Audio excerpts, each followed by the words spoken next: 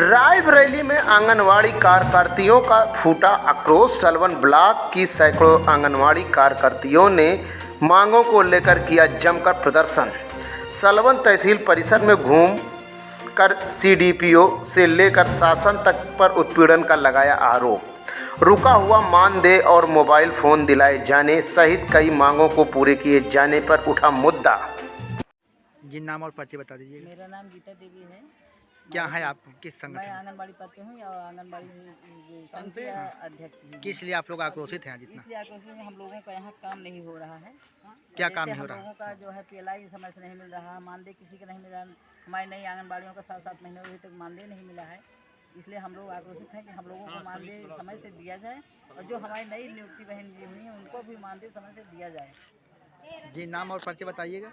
हमारा नाम शमी बेगम, केन सांडा सैदन और ज़िले में हम सचिव हूँ। आज कहाँ पे आई हैं आप? हम यहाँ बाबा माधवदास में आए हैं। क्या हुआ, किस लिए आप लोग इतना अरे परेशान हैं? है तो समस्या बहुत, पिलाई का है, तनख्वाह का है, मगर हम मेन मुद्दा ये उठा रहे हैं कि हम लोग को जो कैप्चर वाला जो आया है तो वो कैप्चर हम लोग कर तो रहे हैं मगर हम लोग पर मोबाइल नहीं है।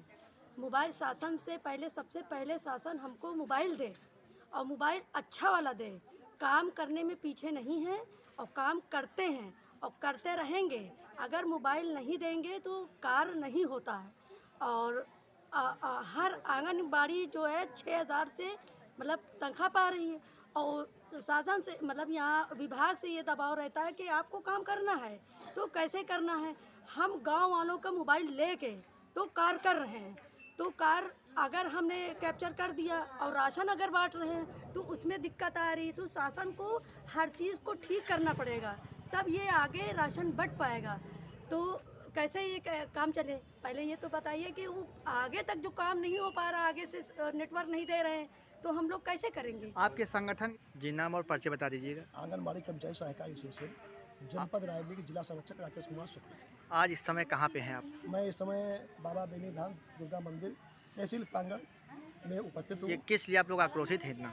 आक्रोशित इसलिए है कि यहाँ सलोना परियोजना में बहुत सी इन लोगों की शोषण हो रहा है। कौन लोग हैं ये लोग?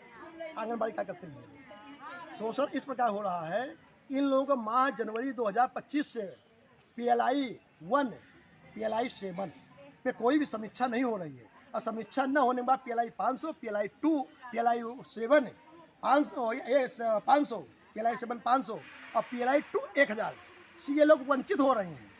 इनको तत्काल समीक्षा करते हुए जनवरी माह से लेकर के अब तक का PLI 2 दिलाया जाए और इनको 55 आंगनबाड़ी कार्यकर्तियों का माह सितंबर अक्टूबर 2024 का मानदेय बकाया है, उसका एरियर के रूप में उसको दिलाया जाए, क्योंकि यहाँ के CDPO महोदय की लापरवाही का घोर नतीजा है, जिससे 2 साल भर हो गए हैं इन लोगों का अभी तक मानदेय एरियर के रूप में नहीं मिल पाया। दूसरी चीज़, मिनी आंगनबाड़ी का 3 माह से अब फुल आंगनबाड़ी हो गई तो फुल मानदेय आ रहा है उनका, लेकिन पिछला मानदेय नहीं आया, उनको एरियर के रूप में उनका मानदेय दिया जाए। नहीं मिलता है तो क्या करेंगे आप लोग? चौथा नवनियुक्त आंगनबाड़ी कार्यकर्ती 7 महीने मार्च में इनकी सबकी योगदान आख्या हुआ था और 7 महीने चल रहा है। मात्र 6 लोगों का भी 3 दिन पहले मानदेय 4500 आया है, बाकी मानदेय आज तक अभी नहीं आया है।